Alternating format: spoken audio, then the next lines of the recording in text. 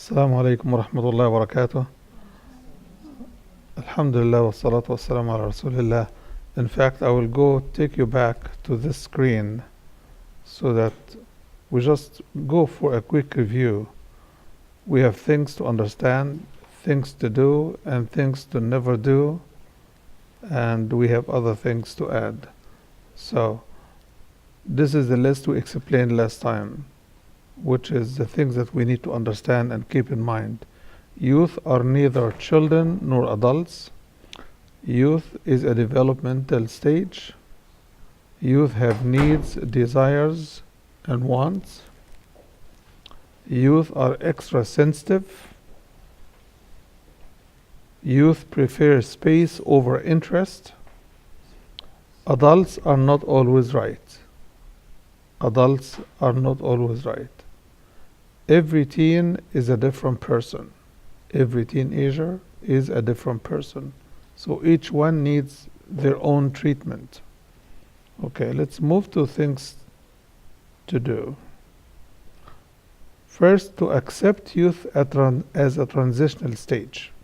Accept it means that you resign to it as a fact of the time. Accept doesn't mean that you just say it to yourself, but there are things that are built on this acceptance. Number one, that we should never turn desperate when the youth do not say what we want all the time, do not do what we expect all the time, or do violate their commitment from time to time, because they are still developing what they were lacking as children, which is the character traits of an adult. This takes them time to develop. This is what the transitional stage is about. Second, to determine your child's character traits. Because if you do not pay attention, you will never know what works for them and what doesn't. What is their pain? What they are considering? What are they thinking of? Why do they do what they do? So if you do not understand their character traits, which are the symptoms or signs that would tell you what they are up to. This is very important, to know what they are really up to. To determine your goals for each one, not just lump sum them, the kids are difficult or this. Deal with each one as a single individual, because they are single, unique individuals, each one of them. Definitely, moms are supposed to be closer to girls, but that's not always the case. This is more a stereotype than it is a reality. Some moms are not really playing the role of the mom, and some girls do not look at their mom as their favorite mom or dad. They look at their mom differently. So the assumption that mom should take care of the girls and dad should take care of the boys is not always the best formula for the youth. So you need to realize what they are missing, how to fulfill their needs, and how to understand even their needs as unique individuals, and do not lump sum them in one package. Don't add them all in one package. And as you develop your goals for them, you have to have succeeded in the previous point, which is to understand their character traits. Some young people are easy to get angry and difficult to cool down. Some are easy to go off and they are very easy to come back.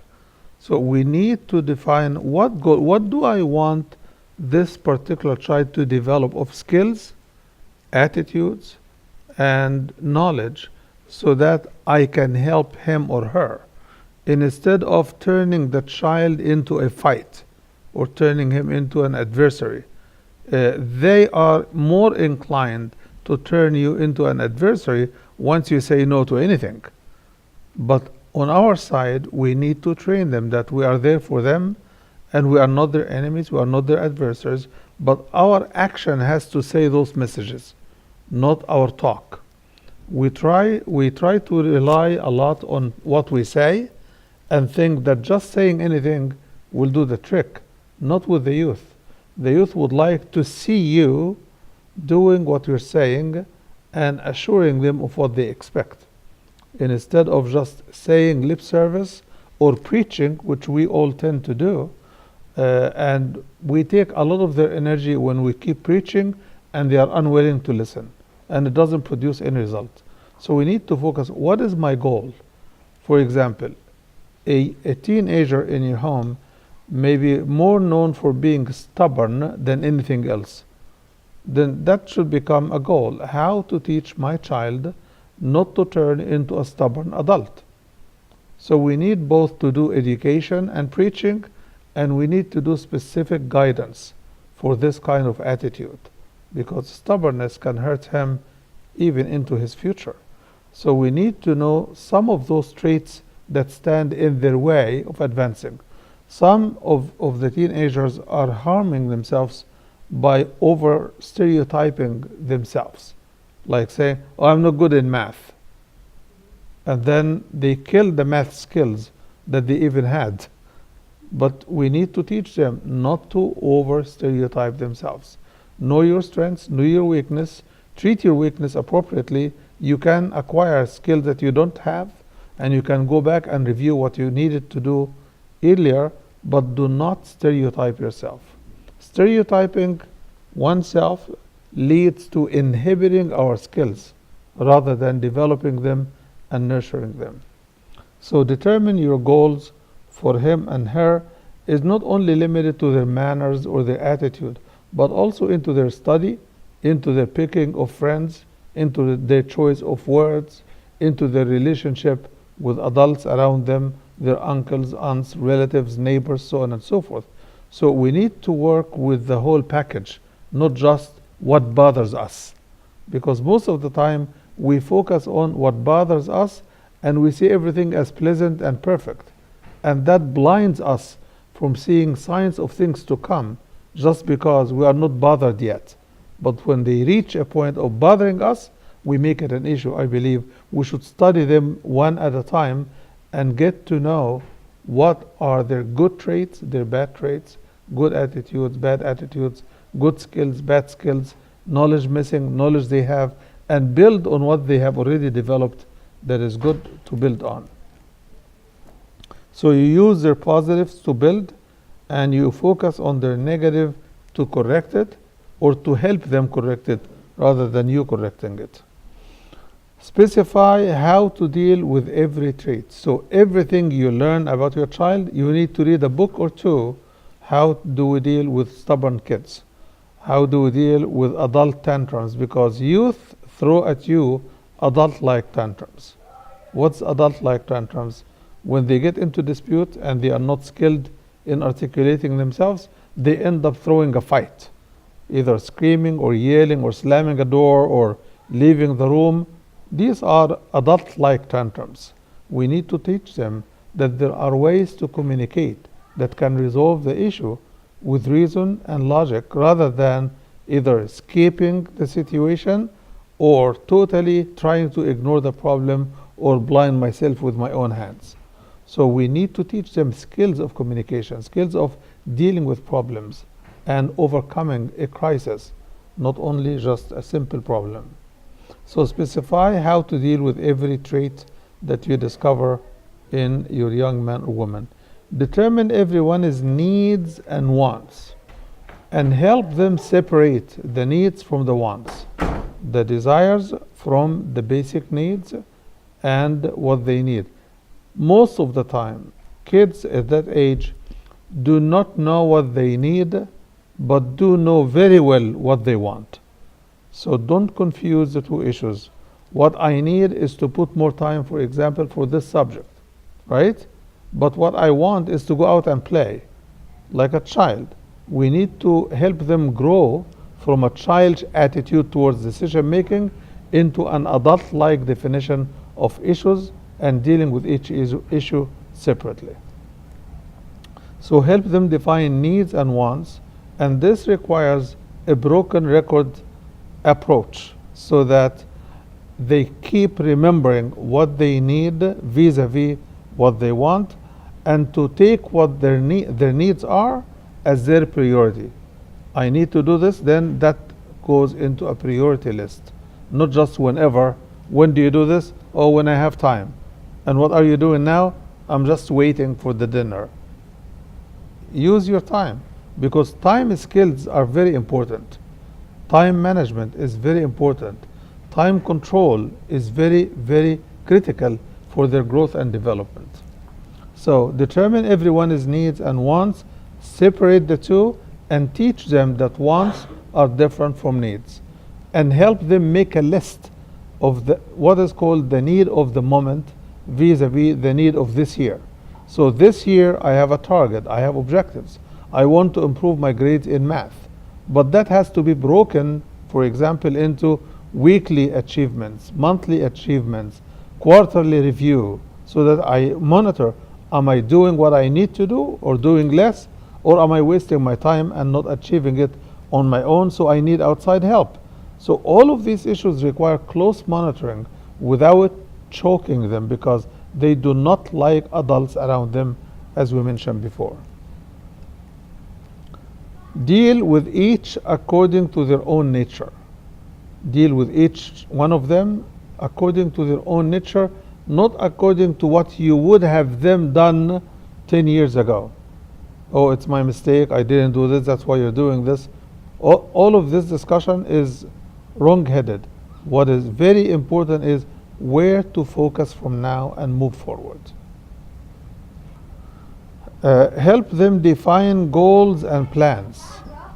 So don't just have their goals that you think they need in your head and they don't know what you have. Why are you limiting their activity into certain things? So you need to be open in your discussion, and they need to be open to hear you and to talk to you, and to feel secure that they can talk to you without blaming or shaming or anything like this. So help them define their own goals and help them define what is your plan to overcome this issue. Finally on this list, no, it's not finally, we have a lot of other things. Love, support, and encourage your teenagers, because these are the three strings that you have to keep them going where you want them to go. Without love, you cannot guide them. Without support, you cannot help them change. And without encouragement, you cannot help them sustain their achievements. So we need love, support, and encouragement to go hand in hand. So here are things to avoid with your teenager, and I want you to pay attention to this list, because almost everybody falls in those things. Never bribe youth to do things.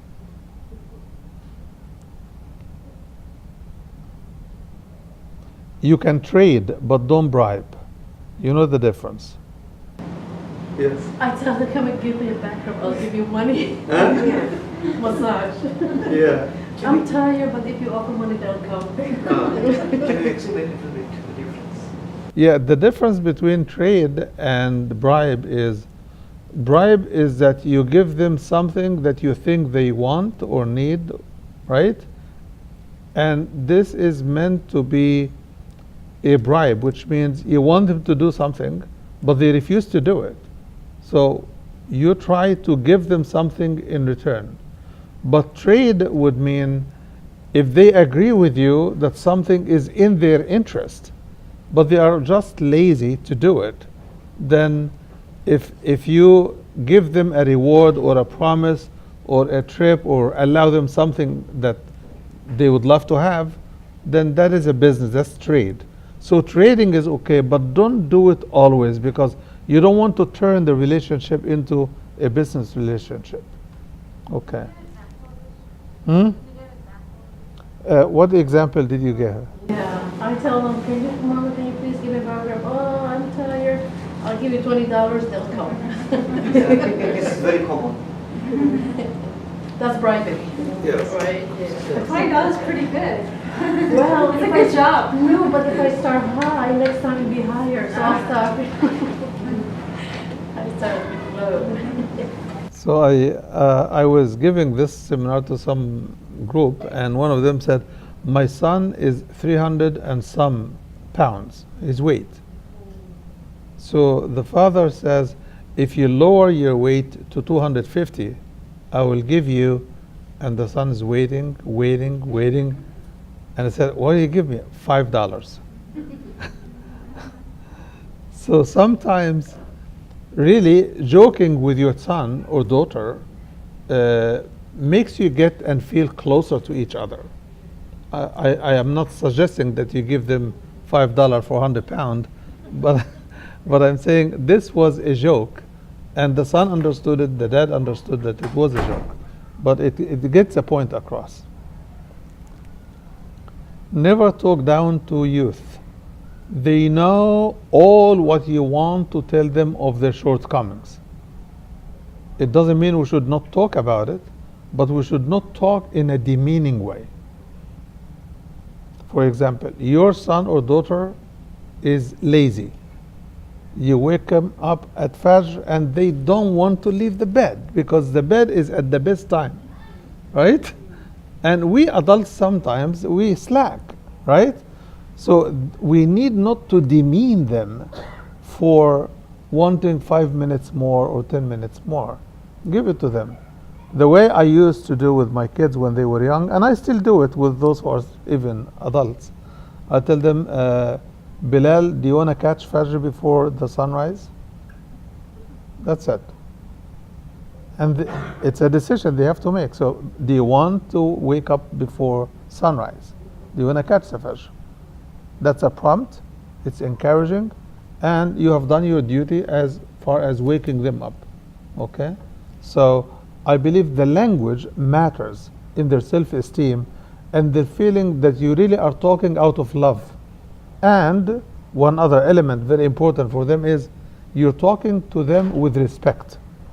You're considering them adults like you. Do you want to wake up now? Or sometimes they tell me, I have set my alarm. Halas, I close the door, leave them to do whatever they want, even if they miss a Fajr. But they cannot tell me later on, you didn't wake me up. You prayed, you went to sleep, or went to study, you forgot me. So remember them, but remember them as friends and treat them as friends. So never talk down to youth. How do we talk down to our youth? When we keep the pushing off, you're always like this. I've been doing this. You made me tired. I'm giving up on you. This chastisement is not helpful. Yes, we vent, right? But they get hurt. And they don't want to listen to all of this. So what do? They shut their ears off. Never underestimate youth and their skills, their energy, and their ability to return whatever you do twice or 10 times as much, good or bad. So if you do something good, they are able to treat you with adult spirit and adult manner and adult ways 10 times over, whether this is good or bad. So we have to be careful not to underestimate the youth. They have a lot of energy, and you see it when they are angry, and you see it when they are euphoric and happy. Never challenge an angry youth, because if you challenge them, if you do this next time, okay, you come at 12 o'clock in the morning, I don't want to see you. Guess what? Next time, they are not going to come. So we have to be very careful, and our tongue is a sharp weapon for the youth. Our tongue is a sharp weapon for the youth. And most of the complaints I get from youth is when parents keep saying one and the same thing. And when they complain, I tell them, but does this change you? Do you think to change? They say, no, I only think to resent. The more they insist on something, the more I resent that exact thing that they want me to do. Never ignore their feelings. You have to be considerate and sensitive, because they are as sensitive as a young girl is. You know, young girls, when you talk to them harsh, they cry very quickly. Youth, boys and girls, are the same way. They are overly sensitive at this time because they are not in a stable situation. They are not in a stable situation. They cannot make up their mind like adults, and they cannot ask for little things like children to get things done. Never criticize them in public. This is the worst thing that we could do with our youth, because it's ridiculing and it is disrespectful for them, and it breaks their self-esteem. So don't shame them, don't criticize them in front of anybody, including specifically their friends and their relatives. Why? Because those people are in their face all the time. It doesn't mean that you do it in the supermarket, but just those are very sensitive situations. Never break a promise without a good reason. Yes, we have to humble ourselves, and when we have to change our opinion, our position, or our promises, we have to explain before we change. We have to explain. So they have to be like partners with you. So as you are thinking, give them the update. I'm getting more work in my work, so I promise you this weekend that I will take you somewhere, but unfortunately I'm getting stuff. I'm trying to work it out away from the weekend, but if I can't succeed, I wanted you to have a plan P or something so that you can use your time. How do we resolve our conflict with our youth? This is very important. Let us say, for example, your son or daughter took the car. They promised to be home at 8 o'clock, but they are coming at 10 o'clock and the car has been through an accident. How do you deal with this? And they were not answering your phone because factually the phone broke down in the accident. So how do you deal with this? They promised to come at 8, they are not back, right? They promised not to drive fast, but the police ticketed them for driving fast, right? And for the accident, because the police was a witness to everything, right? How do you deal with this? Of course, they are in deep trouble as far as keeping their promises and fulfilling their commitment. But after all, this is a conflict in which the child's life was on the line and Allah saved them. So the first thing to do is hug them and say Alhamdulillah. Because this is assuring that your safety is number one for me. Your safety is number one. Second, listen to them fully. Because listening will give them a chance to vent. Even if they lie, even if they say the police was wrong, the other guy was wrong, let them get it out of their system. And then we can talk business and see how else do we deal with a situation like this next time. Decide if time is fit for discussion.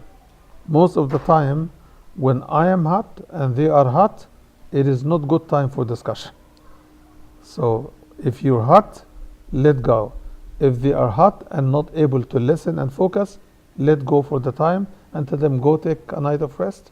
We'll deal with it tomorrow. Mutually define the issue at hand. What was the issue? What was the issue from their perspective? And listen to their story and listen to what they have to say. Keep the focus on what is important. When we do not focus on one issue and we keep going all over the place, we waste our time and their time and energy without achieving anything. So you have to keep a focus on what is important. Define principles governing the situation. Oh, when you got your license, that was the deal, right? And this was the agreement. And you promised ABC. So I want you to remember that those are your promises. And as an adult or a growing adult, I want you to remember those promises and to keep up with them. Because this keeps your safety and it keeps my mind settled that I don't have to worry about you as if I would about your younger siblings.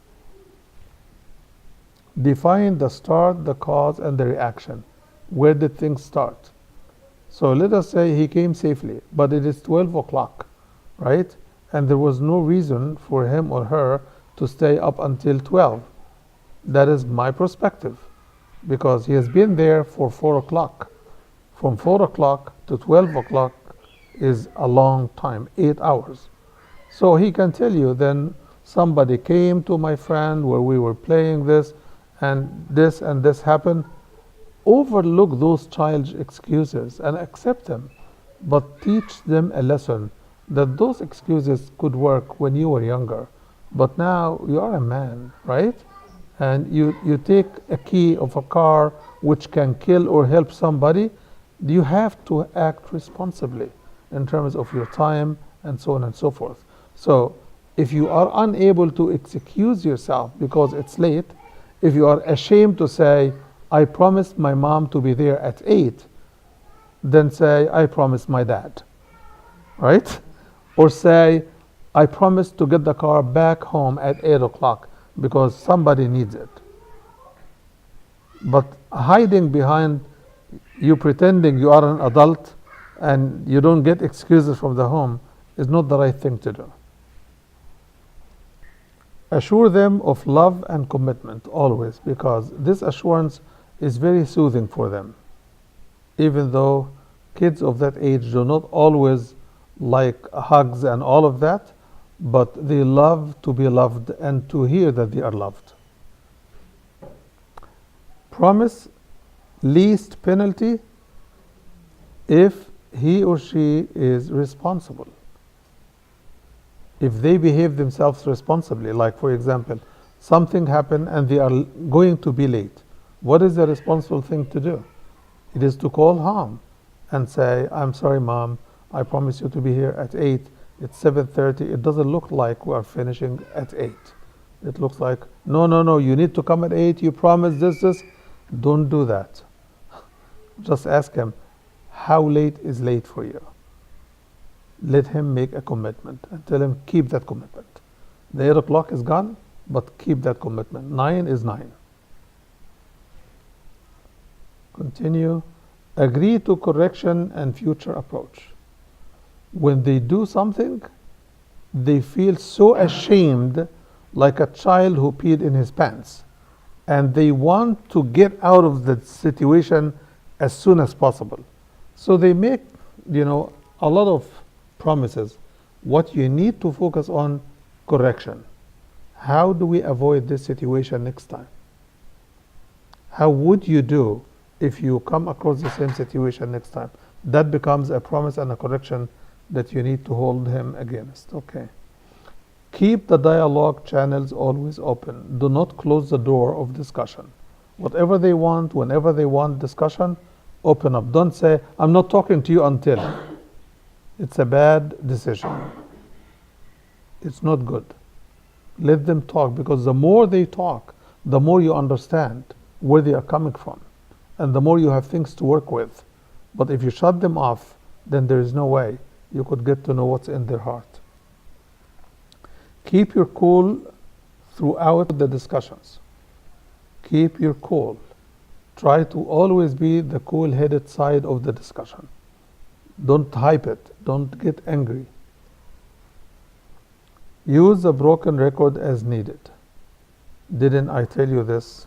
Do you remember when we spoke last time? Do you remember what you promised last time? The broken record is helpful, but don't overuse it, because it antagonizes the person on the other side. Defer to the motive of love over the motive of fear. When we act with our children motivated by fear, we do not get the best out of us. I did this because I was afraid, I was concerned, I was worried about you. But why did you call the police? And the police was looking, he was behind me, he stopped the car, and he searched the car, and he did. You were late, you didn't call. Where should I go? I don't have the phone number of the friend that you were with. So next time, make sure I get your friend's number, I get his family's number, I get their address, instead of looking for you through the police. I'm not suggesting that you call the police, but I'm saying in case you need to do this, because things happen that you cannot expect. You know the girl, may Allah subhanahu wa ta'ala give her mercy, that was killed in last Ramadan, right? Acknowledge mistakes when appropriate. When something was your mistake, acknowledge it to encourage them to do the same. Maintain a positive atmosphere at home. Don't be the one initiating anger and frustration at home. Be the one that when things flare up, you put it out quickly and you cool down. So you become the source of de-escalation, not escalation. Make a contract if needed. And the contract is like what we said before, that what do you want to do now? I don't feel comfortable that you take the car at 10 o'clock at night and come at 1 o'clock in the morning, and I don't even know where you are. I am not comfortable. Do you want me to spend sleepless nights because you want to enjoy some of your friends at that late time? Is this reasonable? So you keep your cool, you make the point, and you get them to answer you, and that becomes a contract. Finally, if there's such a thing, enjoying the company of your teenager, could we become friends with our teenagers? We should. We should. This is the most pleasant time. When they were young, you were very happy because you're seeing them grow, right? But this is the real growth, because the early growth was the growth of the body. Now it is the growth of the mind and the heart and the spirit. This is very fulfilling. It is very pleasant time if we really use it right. If we give them the best enjoyable time of their life when they are teenagers, they grow out of this stage to become very effective, very pleasant, and very positively outward looking, rather than introspective and they closing on themselves. Okay. Accept the responsibility for your children when they are young, and when they get to the teenage, you are responsible for all of their behavior. Agree with your spouse on one policy. So those of you whose spouse is not here,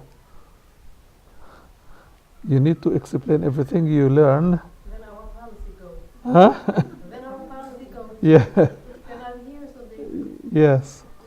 So agree with your spouse on one policy, and that depends on how you view the child. For example, a father may see a child as stubborn and hard-headed and difficult to deal with, but the other parent sees that child as poor he or poor she has this, she has that, and they have a lot of excuses, right? That conflict in view results in conflict of approach and conflict of attitude, and that will show in front of the kids, and you both will look very bad. And this is not about the look, this is about the wedge they will try to break through between the two of you. So if he knows mom loves me to do this, this is where I go for this. Dad loves me to do this, this is where I go for that.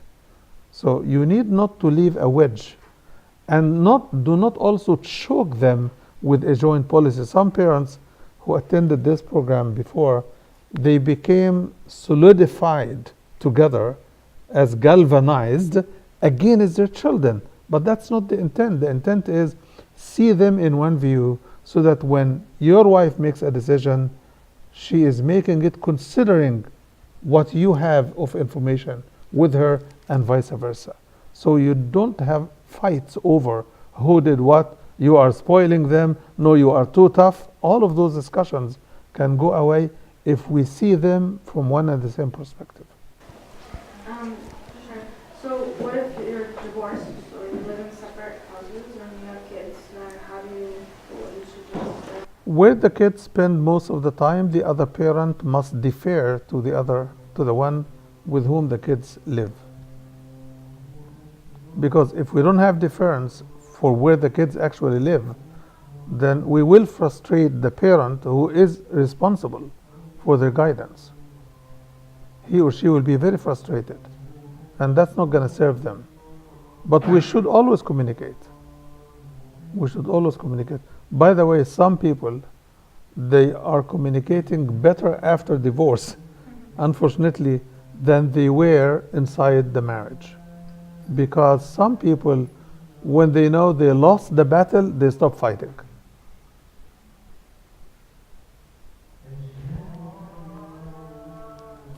Raise your children to love Allah, to love the Messenger, and to love the Holy Quran.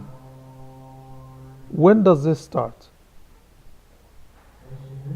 From the minute they start talking, the minute they start asking questions, the minute they start asking for things that they love, or try to avoid things that they don't like. This is the time to teach them about Allah, about the Prophet ﷺ, and about the Quran when they are at the early childhood stage. Say Bismillah. The Prophet ﷺ used to say to Ibn Abbas when he was like 6 or 7 years old or younger, he used to tell him, say Bismillah, eat with your right hand, and eat from the closest part of the dish in front of you. These are etiquettes and adab, but it connects a child with Allah. Then after the food, did you like the food? Say Alhamdulillah, right? So we should talk with our children about everything that goes on in their life, because on their own they would not figure what we wish they do at that young age. They will not figure it on their own.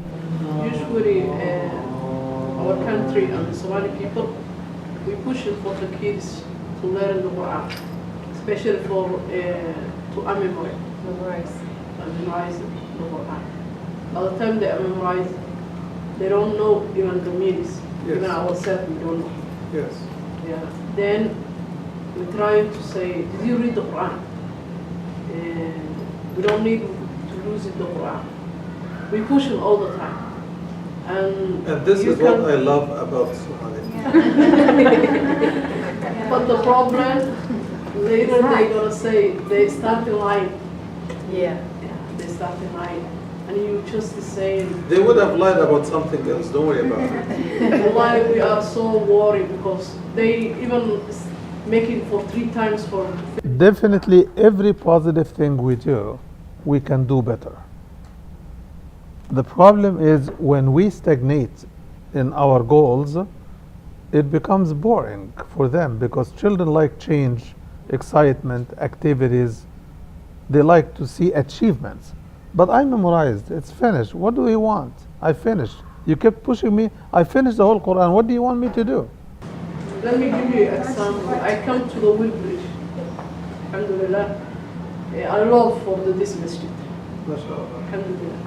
We come to the Will Bridge to travel in here to Hajjaj or Sister Nabila or all that things to catch the ministry this time. Yes. Alhamdulillah, by the time we come out for our house up to we come in here, we read the Quran. Sometimes I say, do you know the best thing for Allah give you is the Quran. Yes. But you have to know the meanings of the Quran. Push yourself. I push yourself to teach you, to put you when you are young. But they don't give in. There are computer softwares that can help anyone who wants to learn the Quran learn the Quran in their own language. The program called, and I mentioned it before here, it's called Quran Explorer. It gives you the Quran 2 pages, one in Arabic, one in the language of your choice, so that you can see the Arabic and you can see the other language. This is online, you don't have to buy it. This is online, and it gives you both the Arabic and the Somali, for example, or the Urdu, or the English, or the French. It's translated to hundreds of languages, okay? And it shows the ayat parallel to each other, both highlighted. And it gives you a button to choose which qari do you want to read for you. It gives you another button to choose how many verses and where to start and where to finish. It gives you how many times you want the sheikh to keep reading. And when the sheikh is reading, the shade will move with the sheikh over the ayah he is reading. So this is as perfect a dream come true as it really could be. So now you don't have to be the sheikh and the father and the mother and everything. Just give them the tool and let them learn, and you do the encouragement and the support. Yes, I will come to you 1 minute. The other issue is our role in connecting the kids to Allah is much more than saying Allah is great. It is to tell them, example, if a very dear friend sent you a letter, right? And that friend is thousands of miles away. You don't see them once in a lifetime, and they are far, and there is no phone. You could only read his letter, and he could only read your letter. Would you not keep his letter and keep reading it? This is the word of Allah He sent to all of us. Leading by example would mean that I sit and read and struggle in front of them and learn in front of them so that they know that it is doable. That I told you the joke before, that the father that said, son, when Eisenhower was your age, he used to get straight A's. Do you understand? And the son looks up to the father and said, and when he was your age, he was the president of the United States.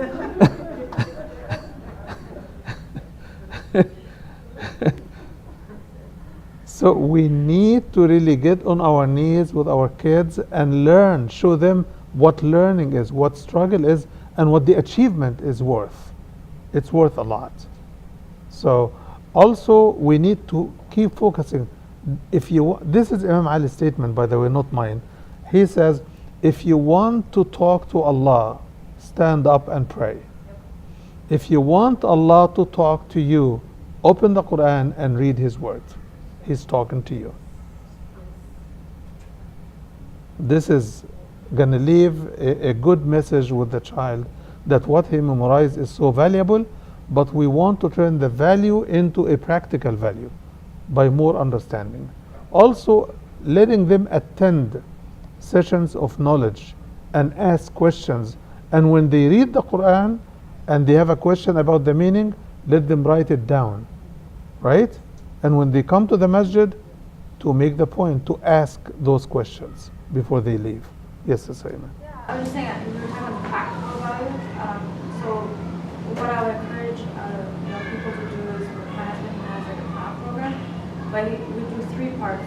So one is Quran, one is tafsir. This is for teenagers, a program just for teenagers. And one is Quranic Arabic, where we take exactly this and we teach them 1 ayah per day. This, Allah, Akbar, we teach them 1 word per, 1 ayah per day. So I would like to see, we're only a volunteer program, so we can only take so many students. But what I would like to see is Quran programs, not just be about memorization, Yes. but also the 3. Yes, yes. In one. Because we have a limited number of students we take because it's a volunteer program, so we only have a limited number of students. But I would encourage someone to open another program for kids or for another program for teachers, or come and be a teacher so we can make it for more Expand the people. number of kids. Yeah. But I'm just letting you know the concept. Yeah. Very good. Okay. So raise your children to love Allah, to love the Messenger, and to love the Quran. Establish a regular family study circle or meeting at home, whether it is daily, if not 3 days or 3 nights a week, or at least 2 nights a week. Then you have something that goes on every week, so by accumulation they start picking something. Okay, I used to have a friend, but this is not gonna work very well with the kids unless you are persistent, which is repetition and substitution. If you learn one Arabic sentence from the Quran and you learn its meaning and it's usable for daily purposes, then you tell them remove the Somali sentence and replace it with the Arabic sentence. And if you do the same, they will work with you.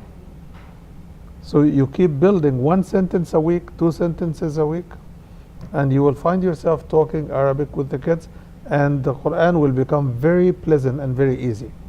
All what it takes is one sentence a week or two sentences a week. Okay? آتنا غداءنا. Bring us our dinner or lunch. Right? إنك لن تستطيع معي صبرا. You are not going to be patient with me. Right? Pick any sentence and keep drilling it until they know it, and then let them not use the other language in its place. Okay, establish a regular family study. I learned this from the late Dr. Ahmed Al-Qadi, if you remember him. He was here about 15 years ago. He since passed away, Allah yarhamu. I was just married when I met him, and I was telling him, because he has been here about 20 some years before me. So I told him, how do you do with the kids? And he gave me the idea that they have a meeting at least once a week, because he was a surgeon, so he was too busy. Once a week they sit, mom, dad, and the kids. They have some sweets, they have dinner, and they finish all of this, and they sit with the Quran, and they study, and they struggle with it together, and they teach them what they know, and they have them, everybody will recite 3 ayat that they memorized during the week, 5 ayat that they finished, some meaning, some ahadith, some incidents in the school, what did they hear, what did they learn, things that have been shared with friends. And now, mashallah, one of his daughters is a very successful counselor in Reston here. Yeah, Sister Salma Abu Jderi. Many of you would know her. She is very successful. So she is raised in those halaqas at home. So I took it upon myself to do the same. And it was very helpful for the kids to gather a lot of knowledge without investing a lot of time. Because the meeting would last an hour and a half, and everybody will go about their life. But an hour a week is worth how many hours over the years? When it's continuous and when it builds one halaqa on the other. Then always remind them of Allah, remind them of death and the hereafter. Because these are facts of life. They need to learn, they need how to prepare when something happens, right? They need to understand, how do we react to death? What is death's relationship with life? In what way does the way we live influence the way we live in the hereafter? So those are issues that they would not imagine on their own. We need to bring them to their attention. The reference here to remind them of Allah, what is intended here is to remind them of how to connect with Allah, how to let Allah be living in their conscience, not outside, not just in the prayer time, not just in the adhan time, not just in the Quran time. Allah is never absent. We should never be absent from His presence. So we need to always remind them. And one of the ways to do this is to focus on teaching them the adhkar, not only in the morning and in the evening, but adhkar go to the point of remembering Allah, not just mentioning His name. Some people think that adhkar means I mention some of His names or praise Him in any way. That is the tongue's praise. But the adhkar is to remember His presence and what He expects of you at each moment of your life. Yes. Is it appropriate to tell them fear Allah? So that what I mean is, yes, fear Allah, but since they're young, not to make them, because Allah is merciful, do we teach? I mean, how do you go by without making it look like Allah is, there to just punish you or something like that? You know what I mean? What do you do when your daughter comes and says, yes, the police was behind me, but I was driving fast because I was late? What do you tell her? You didn't fear that he may give you a ticket? So we're teaching our children to fear the police and not teach them to fear Allah. No, we should teach them to fear Allah. Allah is to be feared because of the power He has to impact our life. And we shouldn't be shy or afraid that this will create a complex in their head. No, the complex is in ours. Because kids fear when they feel a risk or danger coming. Right? There is a risk if you disobey Allah. Right? And there are consequences. So why shouldn't we tell them to fear His majesty and His power, or to fear His wrath? God forbid. Right? I believe that our fear of the word fear is scary. I asked because I was listening to a sheikh who was saying to the kids and teenagers not to tell them so much fear Allah, but teach them more His mercy and more, Somebody was saying that, and I'm thinking, okay, I mean, they need to know to fear because you do something wrong. There is the punishment for it. So I was kind of confused, and I was trying to understand where that person was coming from. I wouldn't comment on the person, but I would just take notice of, is Allah only merciful, or is He also Shadid al-Iqab? Right? That's what those they were talking about kids. So How to introduce that. I thought we were talking about teenagers, Yeah, right. right? They should fear Allah. Because fearing Allah is what stops one at the limits Allah sets. It's like fearing the police, it makes you stop at the red line, at the red light and the stop sign. Right? He's there all the time, everywhere. And Yeah, they need to omnipresent. know whose authority. I mean, that is the thing. So they need to be brought to His presence. And talk about God is love, God is love, God is love, God is love, God is love means God is nothing but love. But that reduces the rest of the qualities of Allah subhanahu wa ta'ala. Isn't like the bird, like how you have the hope and the fear and the love? Yes, there are two wings. There are two wings. Yes, يرجون رحمته ويخافون عذابه. They wish for His mercy, but they fear His wrath. Yes, yes.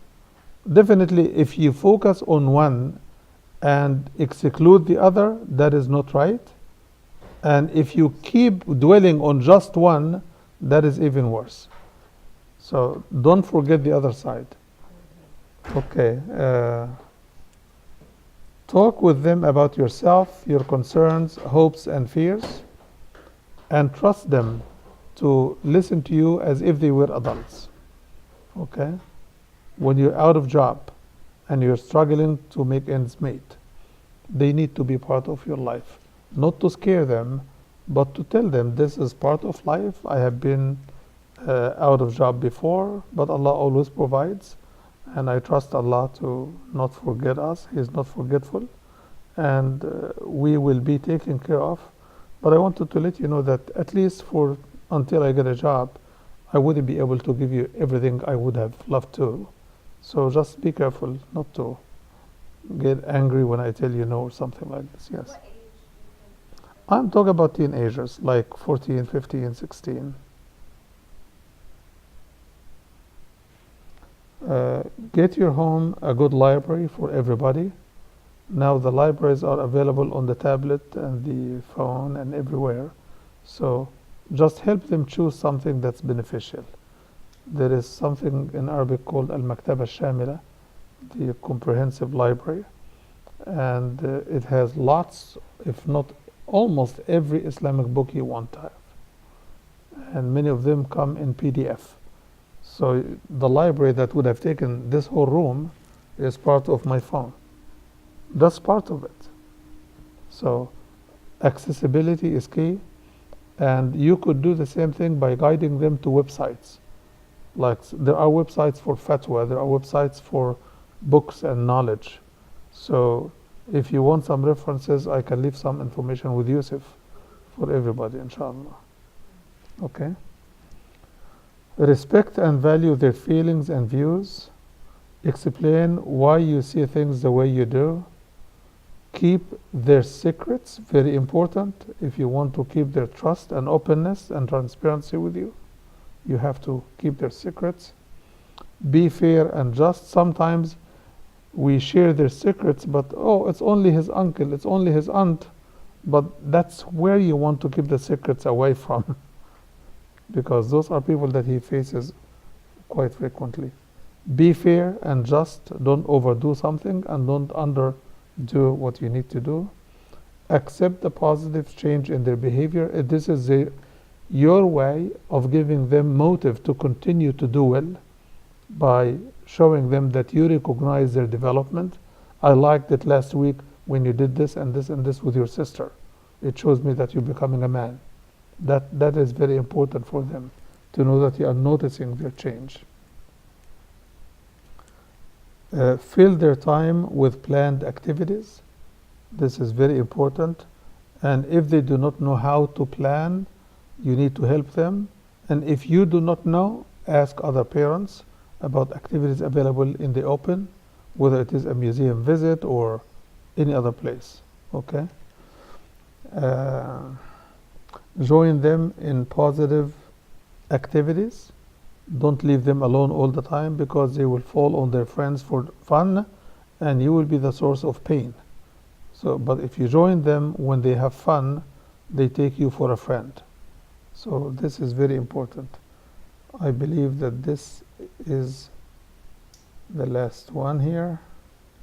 Consult with your own teenager on matters that belong to adults. And I'm not suggesting that you bring them into the fights between you and your spouse. That's not consultation. Consultation means that I'm having a situation, we're having a visitor coming and I'm short on time. Could you help me with this? What do you think I should do? Is this better? Is this shorter in time? Something that they can counsel you on. Give them some house responsibilities, at least for things that they need to be doing. But if they are teenagers, give them more than covering just themselves. So if they have younger siblings, they need to take care of them and their needs and to guide them in schoolwork, homework, stuff like this. If it is not, then they can help with laundry stuff, they can help with some shopping if they drive the cars, so on and so forth. Deal with them as brothers and sisters. When a child crosses the age of 16 and 17, they are looking more for friends and adult-like friends. When I was 15 and 16, much of my friends were in their 30s. Really. Much of my friends were in their 30s. Some of them were teachers in my school. And we would go together, spend time together. And I started to teach my own peers in the school when I was in the high school. Why? Because my teachers told me, you could do it, don't worry about it. And one day I was going to give a class to someone, and I found that, which I didn't know, my teacher, who was like 50 some years old, is coming down. He lives on the upper floor. But his neighbor, one floor down, sought me to teach him, and he didn't seek the neighbor upstairs because I was very much cheaper. So deal with them as brothers and sisters. Let them feel it, let them know it, and you know what it takes to do this. Stay in touch with your child and his school. Very important that you connect with their school and get to know some of their constant friends. Listen carefully to anything they say. Don't listen to them if you are too busy to pay attention. Emphasize the love for the sake of Allah. I love you for the sake of Allah.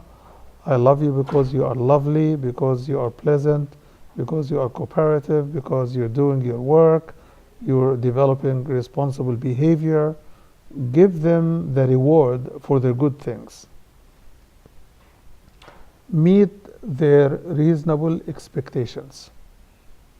Some parents believe that controlling the kids is an objective, but that's not what you want to do. What we want to do is to guide their behavior and let them start making decisions on their own. And then when they make the wrong decision, we stand by them as friends and we correct their direction and teach them the lesson they need to learn for the next time. I think it's Aisha time. Always make dua for them all. The Prophet ﷺ says, never pray against anything.